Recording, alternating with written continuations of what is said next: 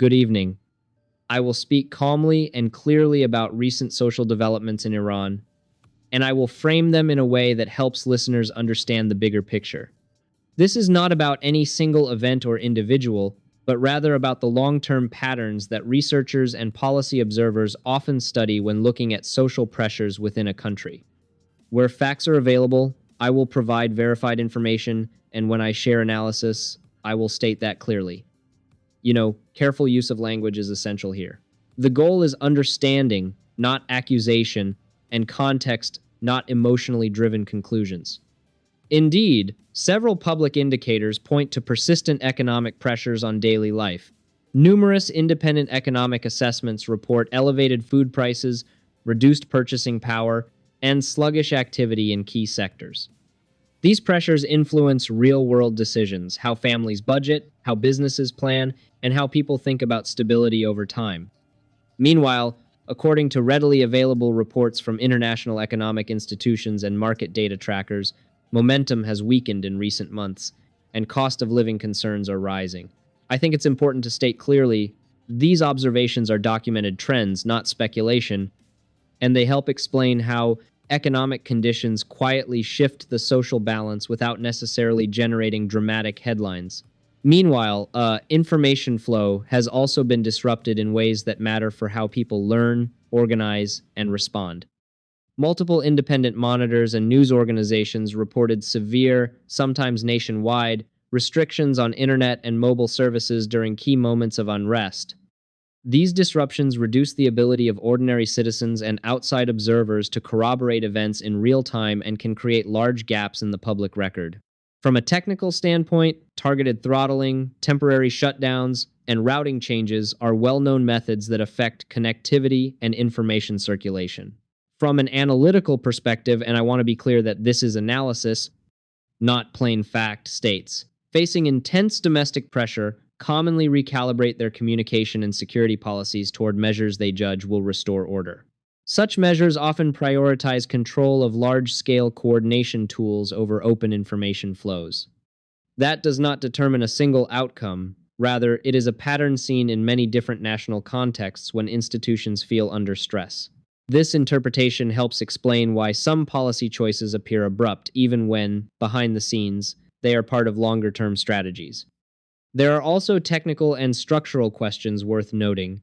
Some observers have described efforts to develop a more self-contained national network that narrows what users can reach on the global web while maintaining internal services. If true, such structural shifts would have economic and social consequences, reducing external trade in digital services, complicating communications for businesses and universities, and concentrating informational authority. Reporting from civil society researchers and press investigations has flagged plans and preparations that suggest this is more than a short-term tactic. Now, about sources and certainty. In environments where access is restricted, official statements and external reports can differ sharply. Official messaging tends to reflect institutional perspectives and security rationales. External organizations and eyewitness accounts may rely on partial or indirect information. Neither category is automatically right or wrong. Both are pieces of the verification puzzle. Responsible reporting therefore notes uncertainties, flags what is corroborated, and avoids overstating conclusions before independent verification is possible. I'm starting slowly here because context truly matters. When the conversation turns to the West Bank, the language most people hear comes from official briefings, terms like security operations or stabilization measures. On the surface, these phrases suggest something limited and temporary, but when you look at the situation over time, a larger pattern emerges. This isn't about assigning blame or making accusations. It's about understanding how, anywhere in the world, large-scale security environments transform the daily lives of ordinary people in ways that go far beyond their stated objectives. It's crucial to keep this distinction in mind. In reality, prolonged security frameworks often have secondary effects. Movement becomes more controlled, infrastructure projects slow down, and daily routines adjust under pressure. In parts of the northern West Bank, including areas like Jenin and Tulkarm, residents and independent observers have reported persistent disruptions related to access to housing and municipal services. I understand it's important to state this clearly and carefully. These patterns are not unique to this region. Similar outcomes have been observed in other protracted security zones around the world, where measures initially intended to be temporary gradually become integrated into daily life. Meanwhile, security activities have also intensified in central and southern urban areas such as Ramallah, Bethlehem, and Hebron.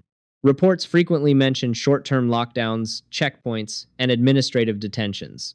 From an analytical perspective, not a legal one, the key issue is how repeated disruptions affect mental well-being, economic planning, and social trust. When daily life is repeatedly interrupted, people stop making long-term plans. This isn't an emotional argument. It's a structural consequence observed in many similar environments worldwide.